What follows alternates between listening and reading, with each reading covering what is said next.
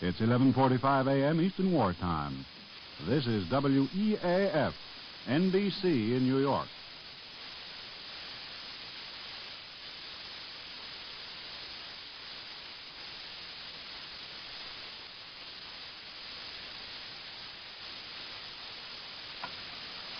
The National Broadcasting Company interrupts this program to bring you a special bulletin.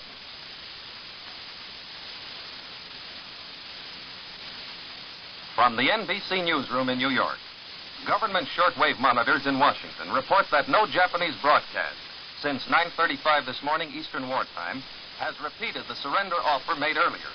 The Japs have also failed to inform their own people of the offer, although government officials are becoming less belligerent. Monitors report that the Tokyo transmitters are having trouble with frequent breaks in transmission. Keep tuned to your NBC station for later news. Once again, we present David Harum, one of the most beloved stories of American fiction. For David Harum is America. It's the story of every one of us, of our search for love, for happiness, and the good way of life.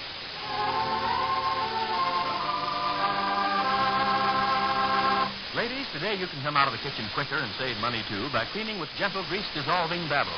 I promise you this because Babble is different from any ordinary lazy cleansers, different from the cleanser, for instance, you may be using right now. You see, 90% of scouring is caused by grease, and Babble was specifically created to dissolve grease. With grease dissolved, the dirt and stains wipe gently off. You clean so quickly that actual surveys made by over 1,000 housewives show Babble can save up to 1/2 hour each day. And because Babble is so fast, you can use less of it, only half as much. This means you save real money. You owe it to yourself to try this faster, economical way that has already revolutionized the cleaning habits of over 3 million women. Today, ask your grocer for Babble, spelled B-A-B-O.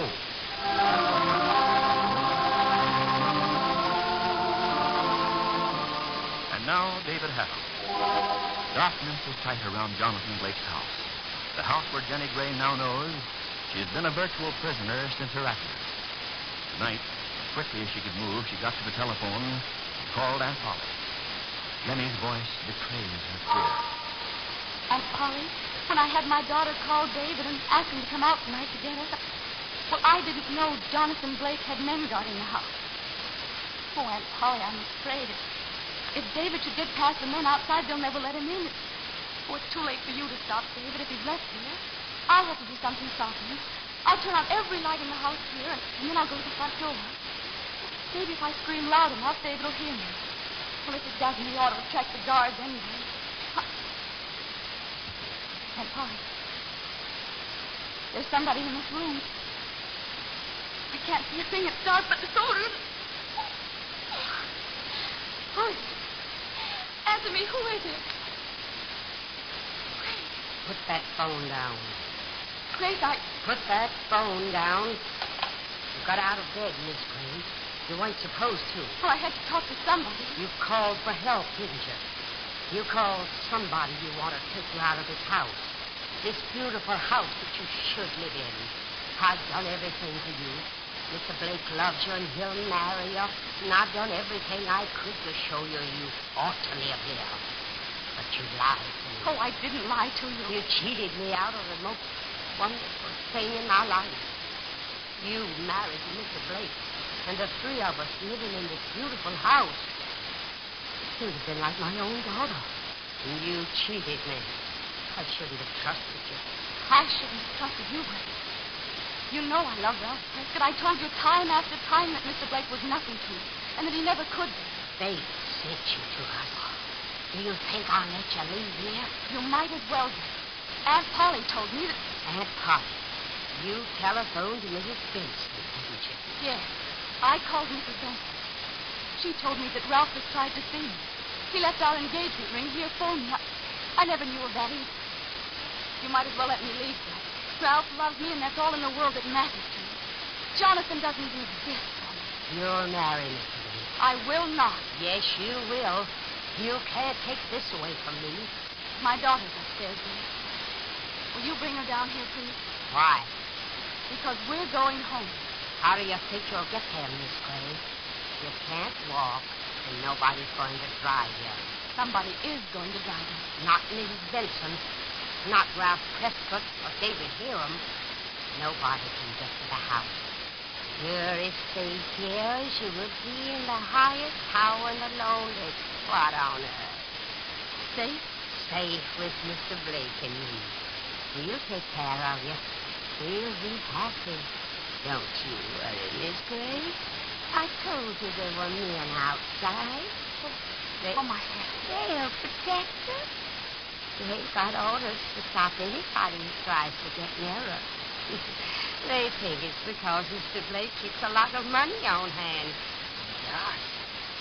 That isn't it. We know that, don't we, Grace? Those men outside. Call them in, please. I want to talk to them. You've got to go back to bed. No, Grace. Mr. Blake will be angry with me for not watching you better, for not taking better care of you. Come on. You go back to bed. Don't touch me. Why? Oh. Are you pulled away? If you hated me. Oh, Grace, please. Do you hate me? Your own mother? Don't do that. Don't talk like that. And all the time I thought you liked this beautiful house. Look at the drapes.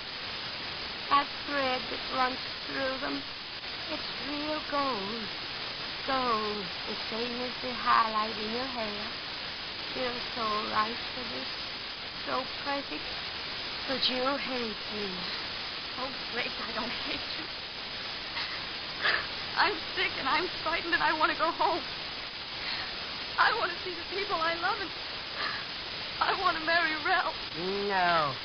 You're safe from him here. Stay away, Grace. I'll help you back upstairs. There's no sense in waiting for Mr. Prescott. He'll never get in. I'm not waiting for Mr. Prescott. If he should try to get in here, these men will stop him. He's got guns. And he'd be trespassing. David? Grace, if I got back upstairs, will you do something? What? David Harum is on his way here. He may be here now. He and Mrs. Wells both. Did you call him? Penelope did. I asked her to. And they may be here now? Yes. Grace, they're my friends. I know. Yes. Yes, I know that. But you'll tell those men to leave them alone, won't you? No. You've got to. They'll get just what they deserve for trying to cheat me. Well, I'll do it myself. I'll tell them myself. Sit down, Miss Grace. Let go of me, Grace. Let go. I'm not very large, but I'm strong. Strong enough to keep you from moving an inch. Oh, I've got to warn David. You won't warn anybody. Let them get what they deserve. You'll sit here and listen. I know what's best for you, and I've got to teach you that. Grace, let go of me. You're like my own daughter. You hate me so much you don't trust me. Well, I'll have to show you, Miss Grace. You belong here, and you won't ever leave this house. I'll have to use Mr. Harum to prove that to you.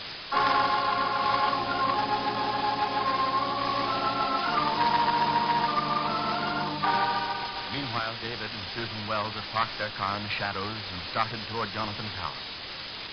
They're walking carefully, every nerve on edge. Now, as they reach an open strip of lawn, Susan grabs David's arm. Look out. There's a man on that edge. Oh, where, Susan? Over there. You see him? Oh, my golly, yes. He sees us. Quick, duck behind that tree. He's got a gun. A gun. Well, something flashed in the moonlight. Doggone it, I knew I should have made you stay in the car. Oh, David. Why don't you run for it? Maybe you could get away. Yes, they're running through the trees in the pitch darkness. I'd break my neck. Here he comes, Susan. I can hear him. What did we do, David? Jonathan? No. This is a big fella. Looks like a moose. We can't fight with him. Well, if there's any fighting, you run. Mac, is that you? What'd you say? Mac, is that you? Oh, then there's two of them. Hey, Mac, where are you? Oh, my heavens. Gosh, I wish I had something heavy in my hand. Maybe I can find a rock. Don't you stir, Susan. You might shoot at me. How about my shoe? Shoot? Yes. It sounds as if he's got a hard head. But I can see his finger right up. Jumping Susan. Who's behind that tree? He's spotted us. Better answer me. 45 goes off real easy. Stand by. that bad? He ain't a patient, I can tell you that. Hey, Mac, is that you? Listen, I got orders to ask questions after I shoot. Is that how you want it? Hello? Mac? Sure, it's Max. What are you doing there? Blake told us to cover the grounds, didn't he? You don't sound like Mac. Stand still, buddy. Let me get a look at you. A flashlight, David. I'll step out. You keep behind the tree. All right, you win. Hey, you ain't Max. No. David Harum. Oh, you know me, do you? You was pointed out to me, Harum, when you was walking down the street one day. Somebody says, there's David Harum. He might give us trouble, so watch it. He comes around the house, use your own judgment. With me, that means use my 45. Jonathan Blake thinks of everything, don't he? He don't miss much. Neither do I. Especially when a guy's standing this close. You're making a mistake. Oh, yeah? You'll never get away with it. Let me worry about that. Okay, Harum. This is it. David? You bet! Yeah, Judge, that's a great gun. Is he unconscious? That's a very pretty way of saying it, Susan. What'd you hit him with? The stone I found by the tree. Well, thank you very much. Here, let me get this fella's Oh, revolver. these men aren't fooling, David, and there's still Max. He's around somewhere. Yeah, and we'll have to find him before he finds us. Confound it, Susan, I got no business letting you stay, but you certainly come in handy. I'm ready, David, and I'm mad. Let's find Max.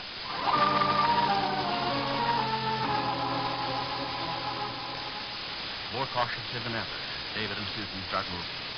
They're both angry, but under their anger is the knowledge that they're playing for very high stakes.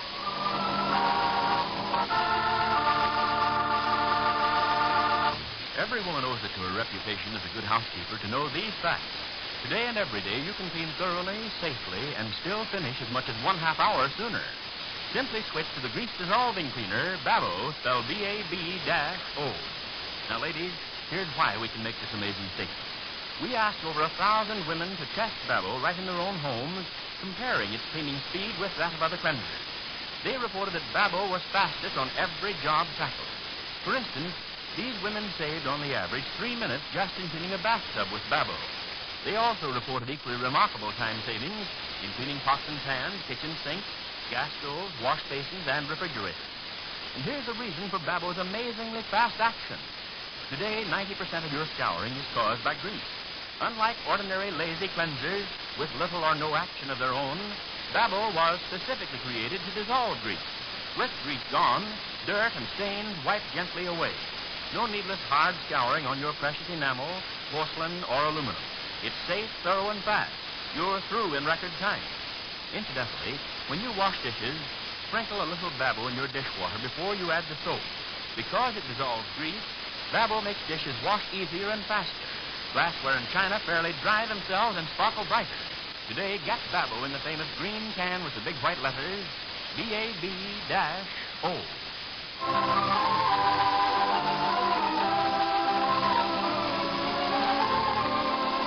David Harum will be on the air at the same time Monday, 11:45 a.m. Eastern Wartime. Ward Bond, speaking for B.C. Babbitt Incorporated, makers of the grease-dissolving cleaner, Babo.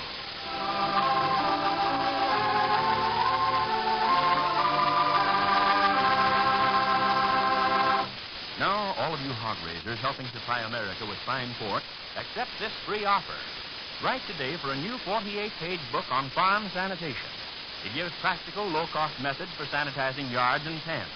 It includes methods that can help make your hogs grow sturdier, heavier, so you'll market more pounds of pork. Write for your copy today. Address Lycons, Lycons, care of this station. Ask for free Lycons farm book.